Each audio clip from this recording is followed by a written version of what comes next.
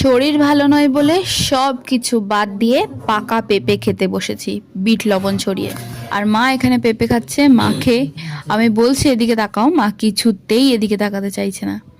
যাকে আর বোন এখানে কৌটো শুদ্ধ চানাচুর খেতে বসেছে দেখো, সাথে নিমকি, ঝুরি ভাজা আর মটর ভাজা, ডাল ভাজা, অনেক কিছুই ছিল। তারপর মা হঠাৎ বললো চল একটু বাজার থেকে ঘুরে আসি।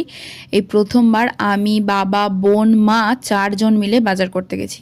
আর বাবা এখানে একটু জ্ঞান দিচ্ছিল রীতিমতন। মাছে পচা পচা জিনিস খাওয়ানো হয়, সেটা আমরা খাই, হ্যান ত্যান। আর মা বললো চল একটু শাকের দোকানেও ঘুরে আসি।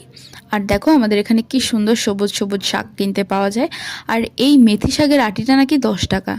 যাকে রীতিমতন দুটো মেথি শাক কিনে নেওয়া হলো, দুয়াটি। আর কাকু এখানে জোর করছিল যে কুমড়ো ফুল নিয়ে যাও, কুমড়ো ফুল খুব ফ্রেশ হবে, ভালো হবে। আর সবশেষে ডিমের দোকানে গিয়ে বাবার সাথে হলো ঝামেলা খুচরো করা নিয়ে। ব্যাস বাড়ি চলে এলাম।